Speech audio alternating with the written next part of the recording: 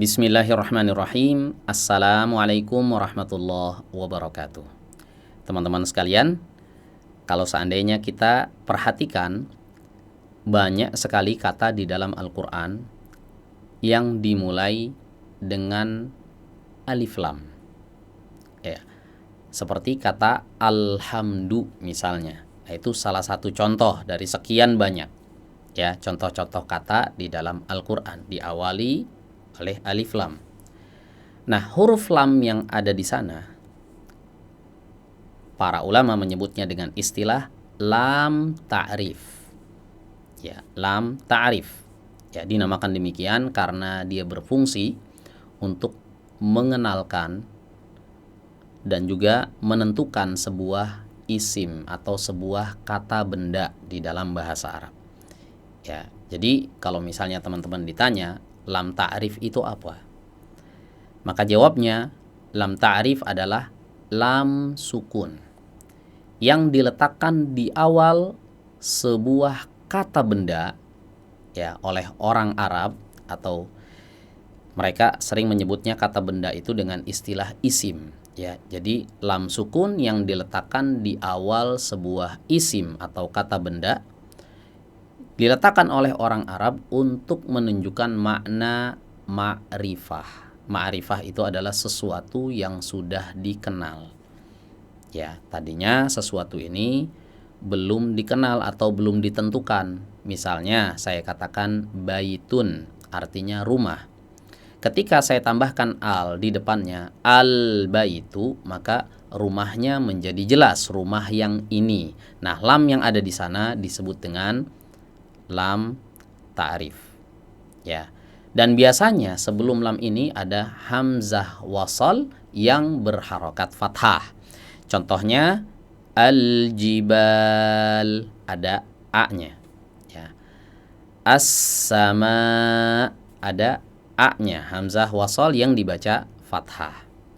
Dan ketika lam ini bertemu dengan huruful hija atau huruf-huruf hijaiyah yang ada setelahnya, maka di sini ada dua kemungkinan. Kemungkinan yang pertama, lam ini dibaca jelas. Kemudian kemungkinan yang kedua, lam ini tidak dibaca karena dia sudah melebur ke huruf setelahnya. Maka dari sinilah muncul dua istilah penting, lam qamariyah dengan lam syamsiyah. Mari kita bahas satu persatu. Apa itu lam qamariyah? Lam qamariyah ini adalah huruf lam yang memasuki huruf, di mana huruf-huruf ini membuat huruf lam ini dibaca jelas. Dan huruf-huruf ini berjumlah 14 huruf. Ya, dan dikumpulkan oleh Syekh Sulaiman Al-Jamzuri rahimahullah dalam kalimat ibghi hajjaka wa khaf aqimahu. Ya, jadi kalau seandainya teman-teman hitung jumlah huruf yang ada pada kalimat tadi, ya, semua totalnya ada 14, ya. Kenapa dinamakan qamariyah? Ya. Jadi qamariyah itu diambil dari kata qamar, artinya bulan. Ya. Teman-teman, kalau misalnya malam hari kemudian bulannya sedang terang, apakah teman-teman bisa melihat ya cahaya bulannya? Jawabnya pasti ya, selama tidak mendung ya teman-teman ya. Baik, karenanya bunyinya dibaca terang sebagaimana cahaya rembulan ya. Terang di sini maksudnya diizharkan. Contoh al-qamar, al-ardu, al-hajju, al-jibalu ya, dan seterusnya. Semua huruf lam yang memasuki huruf-huruf qamariyah tadi semuanya dibaca izhar ya, karena huruf setelahnya jauh dari makhraj huruf lam. Itu alasannya kenapa dia dibaca izhar ya. Dan kalau kita melihat penulisan huruf-huruf di mushaf ya, lam yang dibaca izhar ini selalu diberi tanda sukun kecil berbentuk seperti kepala huruf kha ya. di atas huruf lam. Ya, contohnya ini teman-teman ya. Al-qamar. Perhatikan di atas huruf lam terdapat sukun yang merupakan kepala huruf kha, ya. Al-ardu. Nah, di atas huruf lamnya ada sukunnya, teman-teman. Al-hajju. Nah, kalau teman-teman menemui ya lam yang seperti ini, maka ini disebut dengan lam qamariyah. Ya, berikutnya yang kedua adalah lam syamsiyah. Ya. Lam syamsiyah ini adalah huruf lam yang ketika bertemu dengan huruf-huruf syamsiyah, huruf lamnya tidak dibaca.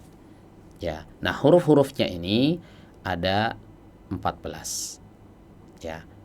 Selain huruf qamariyah, maka dia adalah huruf syamsiyah. Ya. Disebut syamsiyah diambil dari kata syamsun, artinya matahari.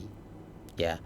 Teman-teman, kalau seandainya melihat matahari sedang terik-teriknya siang, kita lihat apakah bulatan matahari itu nampak? Jawabnya tidak, karena sangat silau. Ya. Maka disebut syamsiyah karena huruf-huruf syamsiyah ini menyilaukan suara huruf lam, seperti matahari yang menutupi cahaya benda yang lain, sehingga dalam hal ini huruf lamnya tidak dibaca. Ya, contohnya pada kata berikut ini, wasyamsi waduhaha.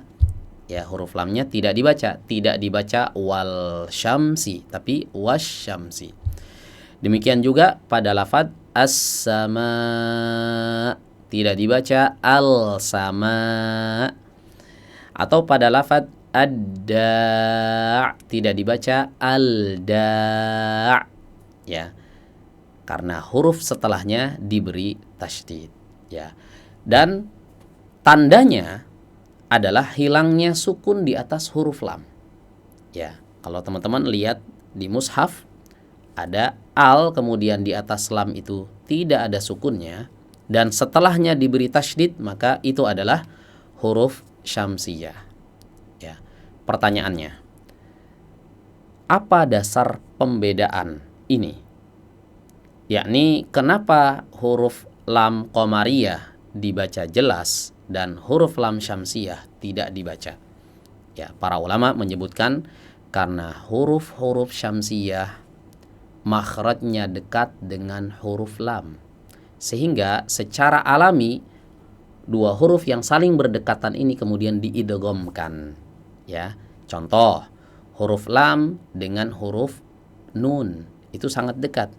Ya, minal jinnati wan nas, tidak dibaca wal nas tapi wan nas. Ya. Adapun huruf qamariyah dibaca jelas karena dia jauh, tidak mungkin dileburkan, teman-teman. Ya, karena posisi dia jauh. Contoh huruf lam dengan huruf ha.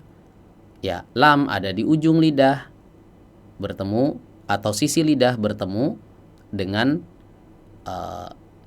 gusi atas, ya. Adapun huruf ha itu ada di tenggorokan bagian tengah. Ini posisinya jauh. Maka kita katakan alhamdu, tidak ahamdu.